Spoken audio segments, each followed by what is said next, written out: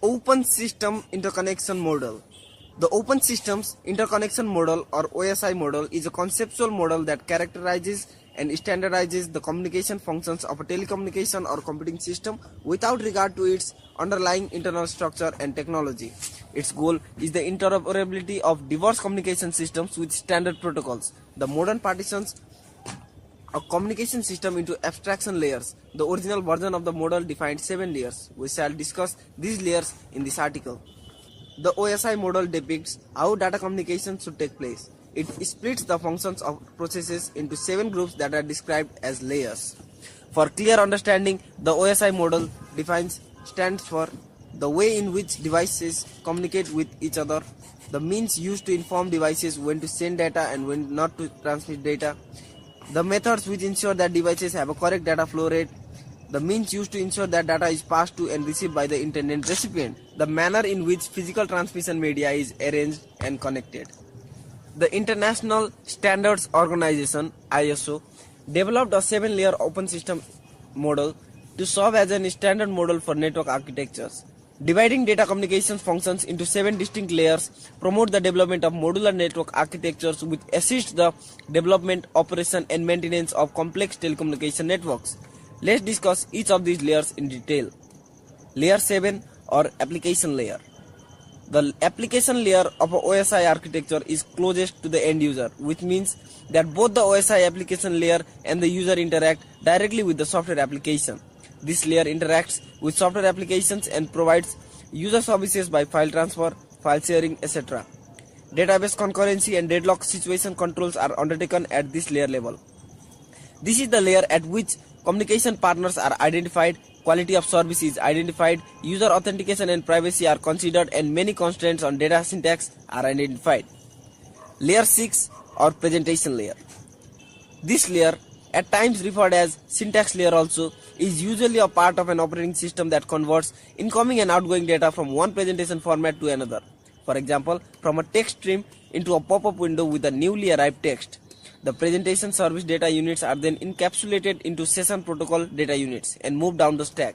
It further controls on-screen display of data, transforms data into a standard application interface. Encryption data compression can also be undertaken at this layer level. Layer 5 or session layer. This layer sets up, coordinates and terminates conversations, exchanges and dialogues between the applications at each end. It deals with session and connection coordination. It provides for full duplex, half duplex or simplex operation and establishes checkpointing, adjournment, termination and restart procedures. The OSI model made this layer responsible for graceful close of sessions also. Layer 4 or transport layer. This layer ensures reliable and transparent transfer of data between user processes, assembles and disassembles message packets, and provides error recovery and flow control. Multiplexing and encryption are undertaken at this layer level. This means that the transport layer can keep track of the segments and retransmit those that fail. Layer 3 or the network layer. The network layer provides the functional and procedural means of transferring variable length data sequences from a source to a destination via one or more networks while maintaining the quality of service requested by the transport layer. The network layer makes a choice of the physical route of the transmission, creates a virtual circuit of upper layers to make them independent of data transmission, and switching establishes, maintains, terminates connections between the nodes and ensures proper routing of data. Layer 2 or data link layer. The data link layer responds to service requests from the network layer and issues service requests to the physical layer. The data link layer is the protocol layer which transfers data between adjacent network nodes in a wide area network or between nodes on the same local area network segment. This layer is also a hardware layer which specifies channel access control method and ensures reliable transfer of data through transmission medium. It provides the functional and procedural means to transfer data between network entities and to detect and possibly correct errors that may occur in the physical layer. Layer 1 or physical layer.